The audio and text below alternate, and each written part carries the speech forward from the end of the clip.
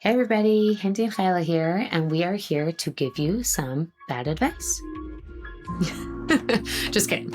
We are going to share with you some bad advice that we have heard, and we kind of want to nitpick and tear apart what we don't like about it and see what you think. So, our hard pass advice today is the I statement. Okay, so for those of you who do not know what an I statement is, even though I feel like a lot of people do, I'm just going to read the general overview of what an I statement is. It is a communication tool that allows you to express your feelings and needs without making the other person feel blamed or defensive. It starts with I and focuses on your own thoughts and emotions, making it easier for the other person to hear what you're saying and then therefore respond constructively. A common structure is I feel. So you insert your emotion, when, and then you insert the behavior, and then because, and you explain the impact. And a lot of people will use these I statements to navigate a conversation between a husband and wife, usually the wife being the one sharing the I statement. So, Chayla, what do you think about this? Yeah, this is a really good one to bring up.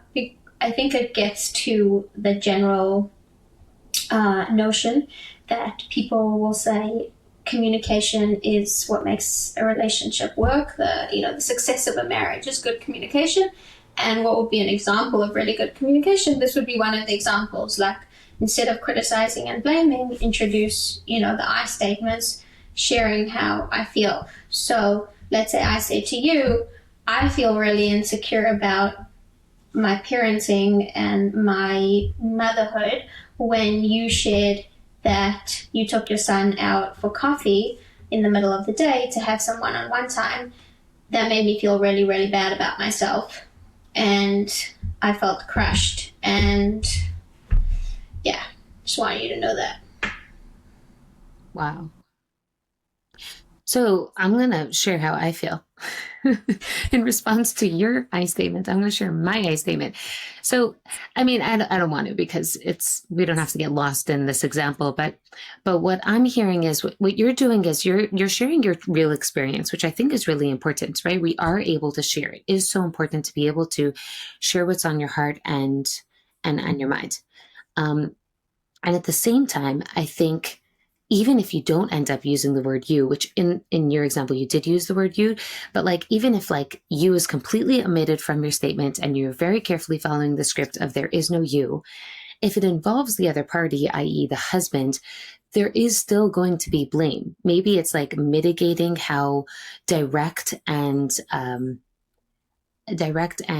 accusatory it could sound when you say you, but it's still ultimately the energy is still somewhat accusatory, somewhat, right? It is sharing, but it's also still blaming. And I think for that reason and more, it still might not land well. Yeah, I've had this discussion with many women, and I definitely think that they like when kind of putting this under the microscope, we often are using it to blame in a more sophisticated way, right? So we feel like we can blame and criticize as long as we start the statement with I feel this, this, and that. And often women will share, their husbands will say in conclusion to an I statement, "Oh, so you're criticizing me?" And no, you didn't hear what I said. I said, I feel XYZ. But like, he's not wrong in the sense that there was a part of that statement in which you are saying, I feel like this because of something that you're doing, so it's your fault. And I think probably what could be confusing about it is that it takes us it's very much a victimhood state. If I'm telling you, you're making me feel insecure about my parenting by sharing something. So maybe I'm suggesting that you're putting your successes in my face, but am I really taking ownership of what's coming up for me? Like, do I want to be in a world where everyone's walking on eggshells around me? Is that what I'm trying to create? Am I trying to create an environment where I'm so sensitive and everybody has to understand all those sensitivities and figure out how to navigate them? I think that's very limiting for us.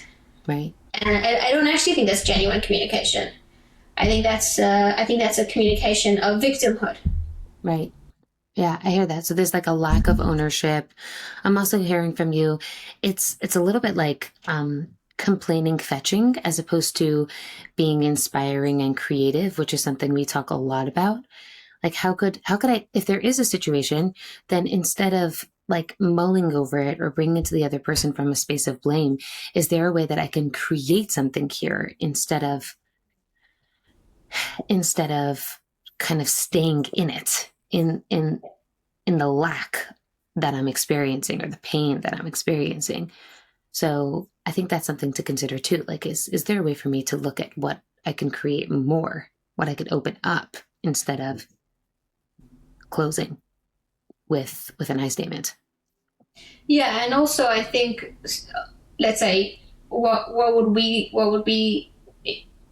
encourage? We would encourage, first of all, sifting through what's the blame, what's the criticism, what is the share, like what is the part that you want to share of yourself. And usually there's probably in these situations an unmet desire, which maybe I haven't gotten fully in touch with. So I don't even have that clarity, and therefore I'm not even really sure what I'm trying to say.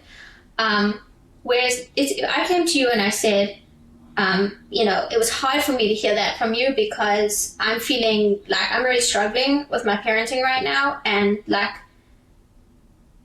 I wish that I was in a position where I was feeling empowered to do those types of things. So I'm getting more in touch with what my experience actually is, and it's less about you.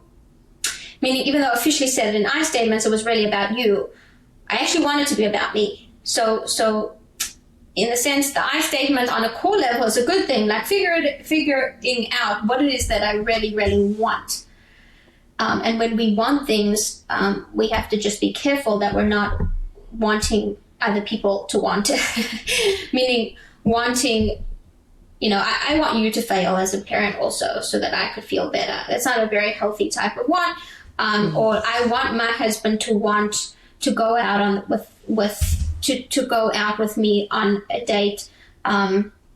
So when he doesn't want to, I feel XYZ, as opposed to I would really love to go out. Yeah. Yeah, for all those reasons, and probably a few more, I would take a hard pass on the I statement. We would love to hear your feedback, thoughts, and questions. Please leave a comment below or email us at yourrelationship@gmail.com. Looking forward to connecting with you. See you next time.